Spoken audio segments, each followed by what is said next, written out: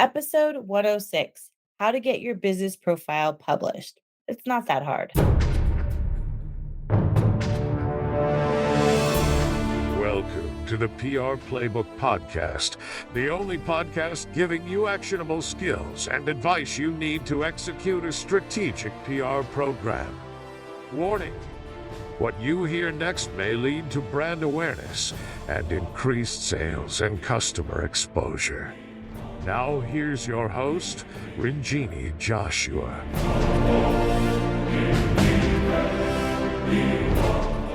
Hello and welcome to episode 106. Today we're going to talk about how to get your business profile published. So this is a profile that outlines your company and what you do. Starting to drive brand awareness for your business kind of starts with this like basic framework and layup that we usually start with as well. It just helps drive brand awareness in your local market.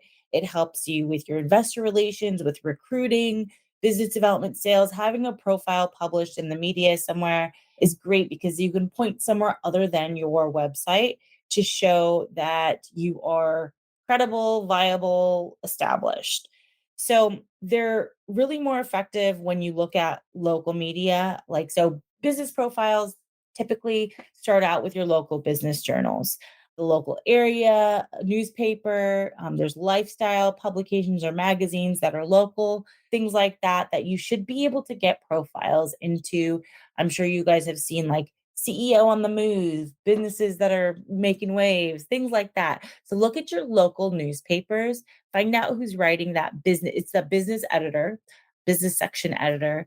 And typically, what they'll probably want you to have before they consider you to have a business profile is usually about 10 employees in that location. You also have to have a headquarters or location. Now, this has become more and more challenging with virtual work environments, but typically you still have like some kind of HQ or landing place. I don't think you have to have nowadays 10 people in an office, but you do have to have like at least 10 employees. So remember that when you're building your business profile, you want to have at least 10 employees and a headquarters where you could say is your home. This will also, of course, business journals are very regional, very, very much so. So they will not go outside of the region. So remember, figure out which kind of area that you're in. Like Boston Business Journal is not going to cover a business in Waltham, or like Los Angeles Business Journal won't cover a business in Orange County. So there's those kind of nuances. Just make sure you know the most close business journal to you before you reach out. Now, if you are also a startup raising money, there's Crunchbase. And Crunchbase, it typically has profiles of all the startups in the industry, across industries. But I will tell you, Crunchbase is a public profile. It's like almost like a Wikipedia of startups. So if you don't fill out your information accurately, someone's going to end up putting it in there at some point, whether it's TechCrunch or whether it's somebody else who just wants to build a profile for your company. So I suggest going in there, making your own edits, putting your own information in there. If you're a business that has raised some funding, put your C-suite in there, bios, headshots, fill it out as much as possible and try to keep tabs on it and keep it up to date because it is a public directory. People can search you there. So Crunchbase, if you're kind of a tech startup, you've already raised some money, I would suggest keeping that updated.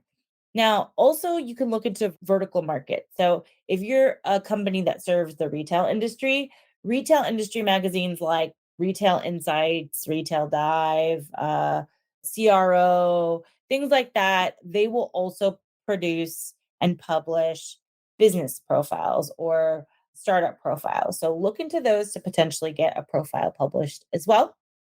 Lastly, make sure you have a good overview of your company and business in your About Us section in your own website. I know that sounds obvious, but some people really just don't dive into it very much. Make sure your social media channels are all consistent with that profile on your website. Make sure you have a LinkedIn page. And I am a huge advocate for this because I'm always doing a lot of social media posts that have to be business related for clients of ours. And if they don't have a LinkedIn page, we can't share properly. And this is kind of crucial for business development since LinkedIn has become such a powerhouse for business networking.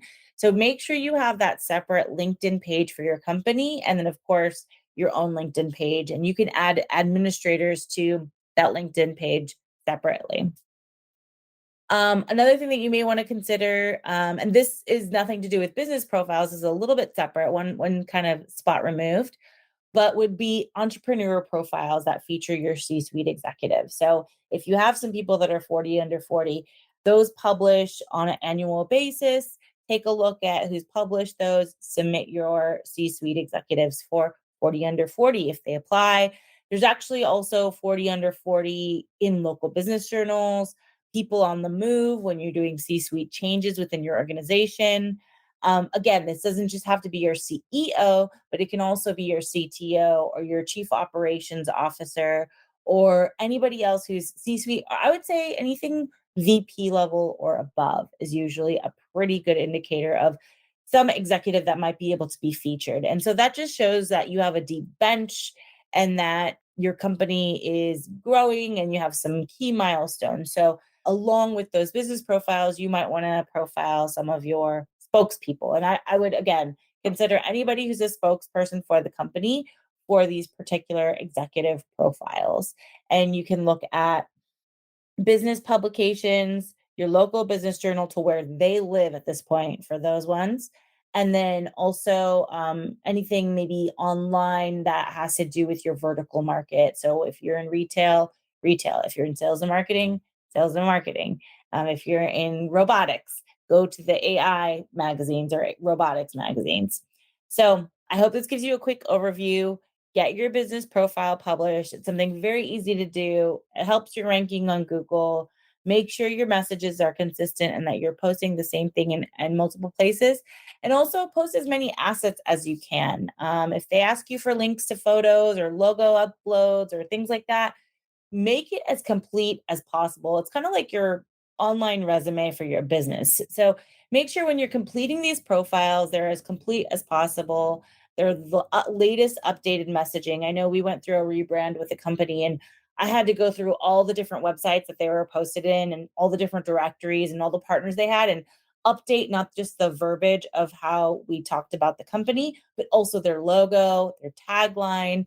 So just make sure to keep those up to date. That helps with brand consistency. It helps with public relations. It helps with credibility, investor relations, everything. These are just kind of like a very small, simple thing that you could do to keep your profile updated.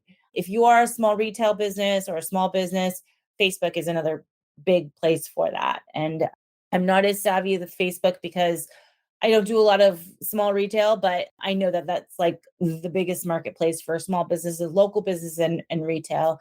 Yelp is another good one where you want to keep your profile updated. I know that I've gone to Yelp before as a user and been frustrated when the phone number was out of date or there wasn't a lot of description about the company or the business owner didn't upload their own photos.